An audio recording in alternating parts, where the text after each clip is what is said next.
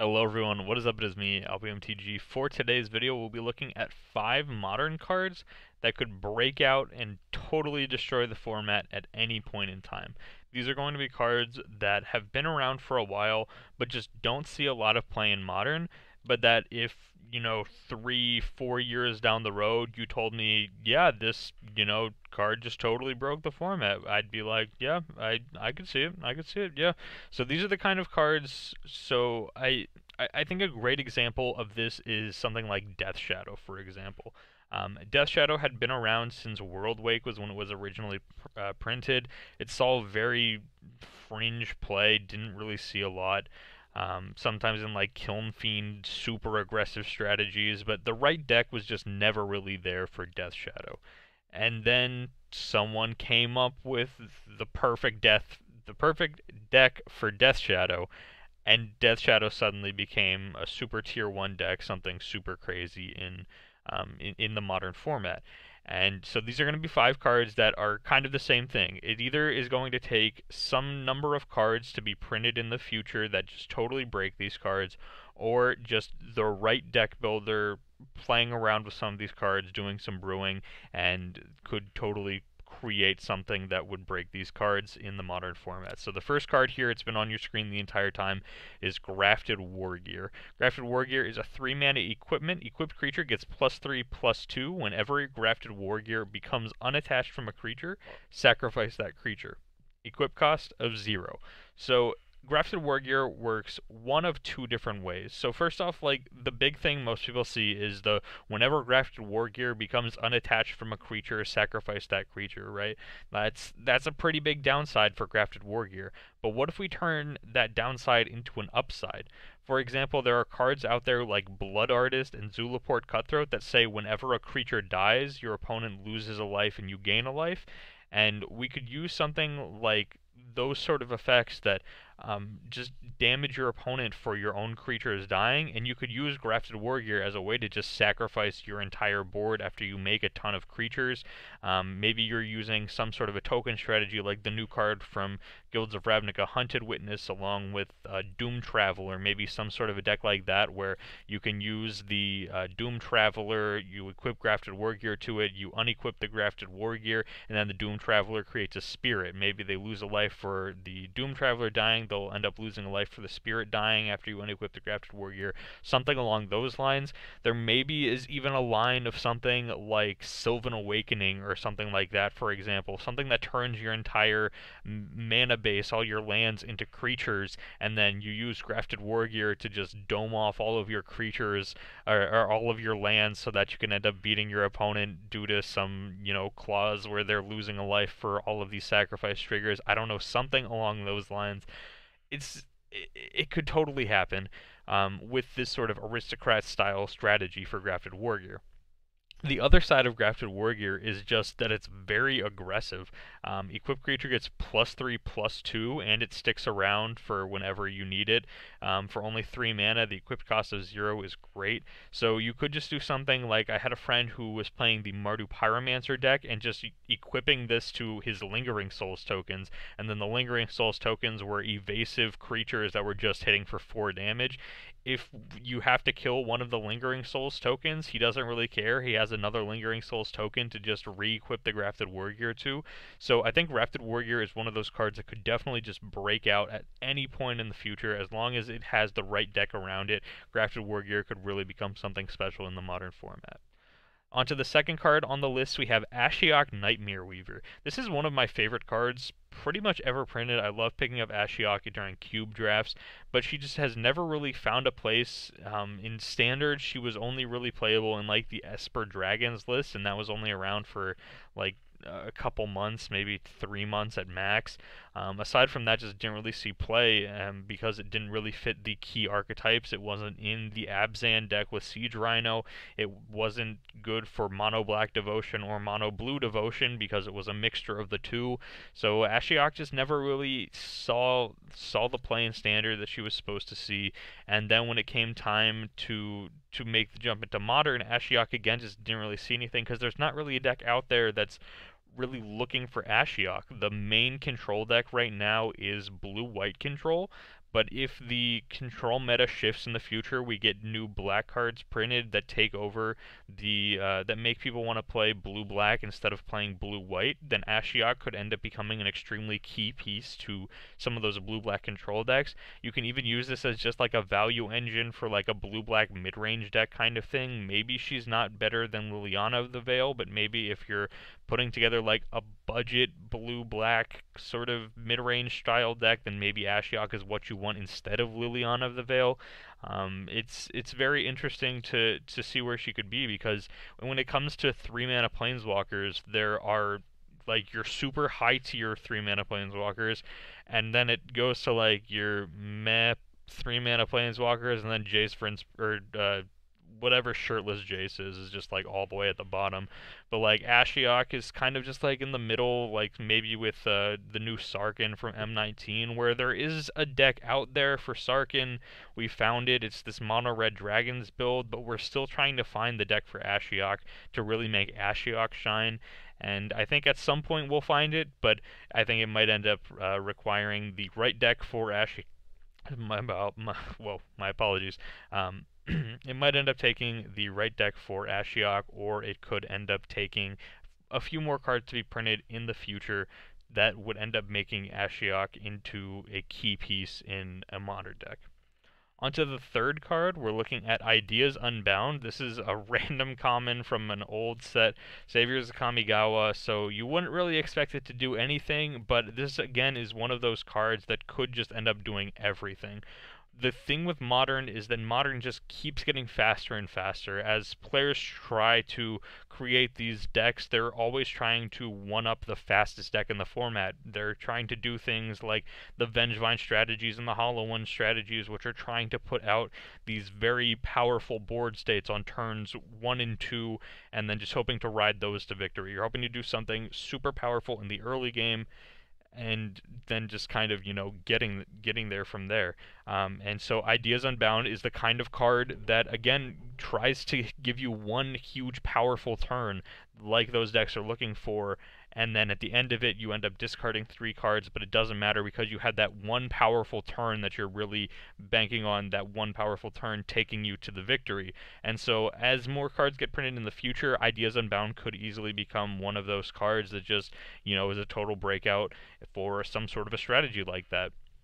Again, it seems a little outrageous, but if you were going to predict that Goblin Lore was going to be something crazy in Modern and was going to be a $30 Modern card to anyone like 2 years ago, everyone would have called you crazy, right?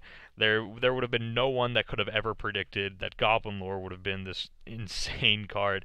And so I think Ideas Unbound kind of fits that same strategy. If the right cards get printed, if the right deck is created, Ideas Unbound has the potential to be a key piece in that deck and ends up being one of those cards like Goblin Lore, where it just is super crucial to that game plan, allows you to have that one powerful turn that you can just ride to victory. And yeah, Ideas Unbound is one of those cards that I'm going to be looking forward to, or that I'm going to be looking for in the future to see if there's any new cards printed that could end up breaking Ideas Unbound. Onto the number 4 card, we have Steel Shaper's Gift. Steel Shaper's Gift is a 1-mana sorcery that allows you to search for an equipment card. So 1-mana tutors are insane. The problem with Steel Shaper's Gift is that it finds equipment, which is probably one of the worst things you can tutor for. There aren't really any equipments that see play in Modern, outside of maybe like the swords, sort of, War and Peace, Feast and Famine, etc. Those kind of cards are probably the closest thing you'll see to an equipment seeing play. Cranial Plating, I guess, but that really requires a specific deck for cranial plating to be good too. So again, as more equipment get printed in the future, though, Steel Shaper's Gift will continue to become better. We've seen this with cards in the past where, for something like Delver of Secrets, right? Delver of Secrets, requires you to have max number of instant and sorcery, or X number of instant and sorceries in your deck for it really to be good. But then as more instants and sorceries got printed, Delver became better, and you were able to play Delver in Legacy and these older formats where you now had the maximum or the correct number of instants and sorceries that you really wanted to run along with your Delver of Secrets.